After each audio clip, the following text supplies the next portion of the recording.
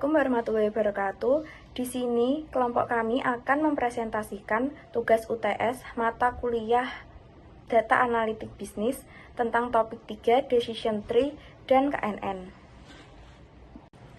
Sebelumnya, perkenalkan nama anggota kelompok kami. Yang pertama ada saya sendiri, Helvi Febrina Priyananda, NIM 2105520007. Yang kedua ada Mariana Puspitasari dengan NIM 2105520013. Yang ketiga ada Khafifah Alifia Irara, NIM 2105520019. Dan yang keempat ada Delia Ayu Pangestika, NIM 2105520020. Data kami menggunakan dua algoritma, yang pertama Decision Tree dan yang kedua K-nearest neighbors atau KNN. Saya akan menjelaskan tentang pengertian Decision Tree. Decision Tree adalah algoritma flowchart berbentuk struktur pohon yang digunakan untuk membantu membuat keputusan atau menyelesaikan tugas yang berkaitan dengan regresi dan klasifikasi. Decision Tree atau pohon keputusan yang berstruktur seperti pohon yang memodelkan kemungkinan konsekuensi. Algoritma ini merupakan salah satu algoritma yang digunakan untuk klasifikasi.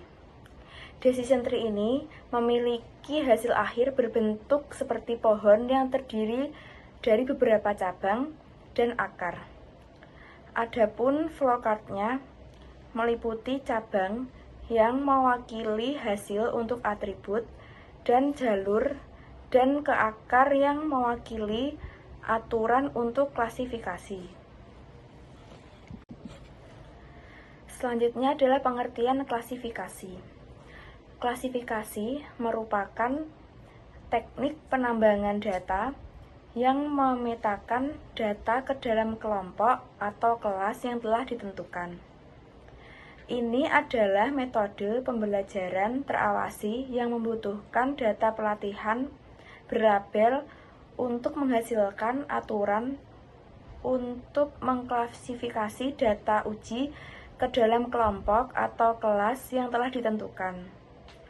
Klasifikasi adalah sebuah proses analisis data yang menghasilkan model-model untuk menggambarkan kelas-kelas yang terkandung dari data tersebut. Salah satu teknik prediksi model yang digunakan untuk klasifikasi adalah Decision Tree atau pohon keputusan. Decision Tree menggunakan teknik membagikan dan menaklukkan untuk membagi ruang pencarian masalah menjadi himpunan masalah. Proses pada Decision Tree adalah mengubah bentuk data tabel menjadi sebuah model tree. Model tree akan menghasilkan rule dan disederhanakan. Selanjutnya adalah pengertian dari K-nearest neighbors atau KNN. Adalah algoritma machine learning yang bersifat non-parametrik dan lazy learning, metode yang digunakan untuk melakukan klasifikasi data berdasarkan jarak terpendek terhadap objek data. Kelebihan Decision Tree yang pertama yaitu mudah dipahami dan diinterpretasikan secara visual, dan yang kedua dapat mengatasi data yang tidak lengkap dan outliers. Yang ketiga yaitu mampu mengidentifikasi fitur penting dalam data. Yang keempat, tidak memerlukan normalisasi data. Yang terakhir yaitu cocok untuk klasifikasi dan regresi. Sedangkan kekurangan dari Decision Tree yaitu yang pertama, cenderung rentan terhadap overfitting, terutama jika pohon terlalu kompleks. Yang kedua, tidak efisien dalam mengatasi data dengan banyak fitur. Yang ketiga yaitu kehilangan informasi yang relevan saat variabel input memiliki banyak kategori. Yang keempat, cenderung rentan terhadap perubahan data yang kecil, sedangkan yang terakhir yaitu tidak dapat menangani ketergantungan nonlinear antara variabel. Kelebihan KNN. Kelebihan KNN yang pertama yaitu mudah diterapkan. Mengingat kesederhanaan dan akurasi algoritma, KNN merupakan salah satu pengklasifikasi pertama yang sebaiknya dipelajari oleh saintis pemula. Yang kedua, mudah beradaptasi. Saat sampel training baru ditambahkan, algoritma KNN menyesuaikan untuk ikut memperhitungkan data baru ketika semua data pelatihan disimpan ke dalam memori.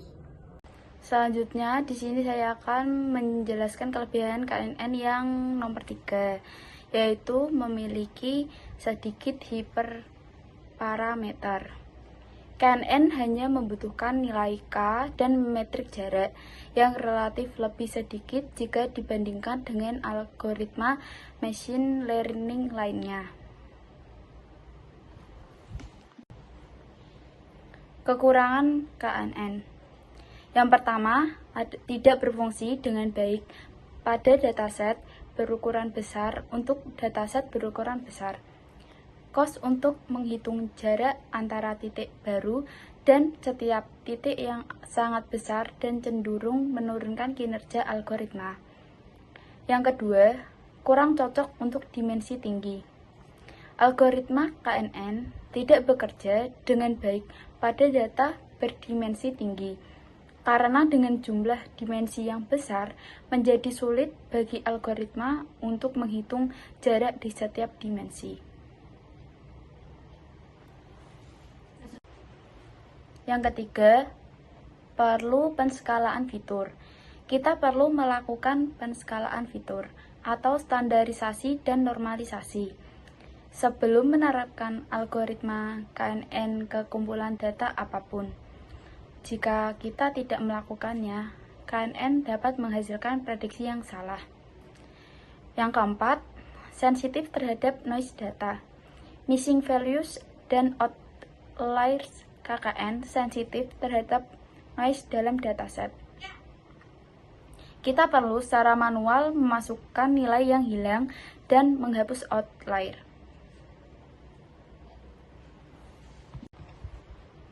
Kesimpulan, buku T. Mitchell Machine Learning tahun 1997 memberikan definisi klasik dan umum tentang pembelajaran mesin sebagai berikut.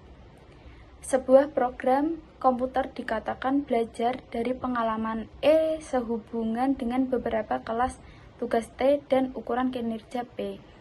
Jika kinerjanya pada tugas-tugas T yang diukur dengan P meningkat dengan pengalaman E. Dalam berbagai setting masalah T, P, dan E dapat merujuk pada hal sangat berbeda. Beberapa tugas T yang paling populer dalam pembelajaran mesin adalah sebagai berikut. Klasifikasi suatu instance ke dalam salah satu kategori berdasarkan fitur-fiturnya. Regresi, prediksi fitur target numerik berdasarkan fitur lain dari sebuah instance.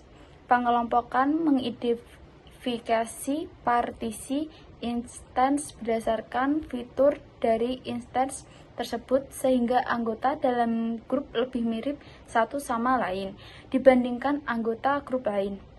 Deteksi anomali, mencari kejadian yang sangat berbeda dengan sampel lainnya atau beberapa kelompok kejadian, dan masih banyak lagi. Pengalaman E mengacu pada data. Kita tidak bisa kemana-mana tanpanya.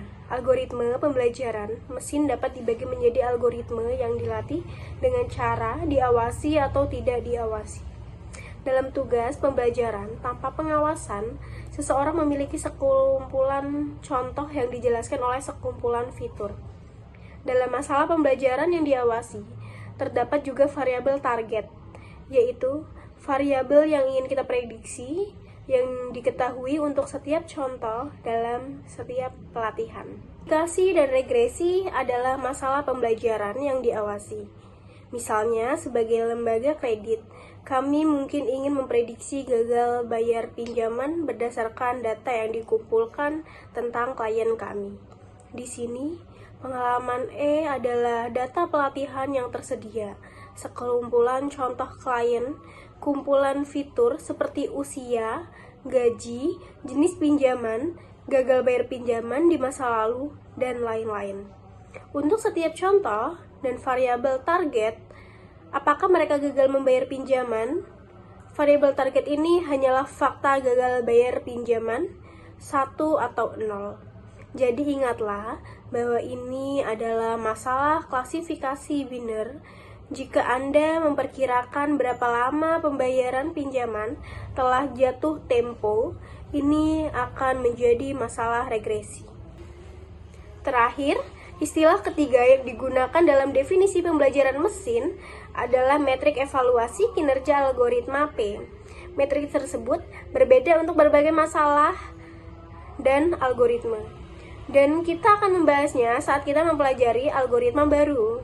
Untuk saat ini, kami akan mengacu pada metrik sederhana untuk algoritma klasifikasi.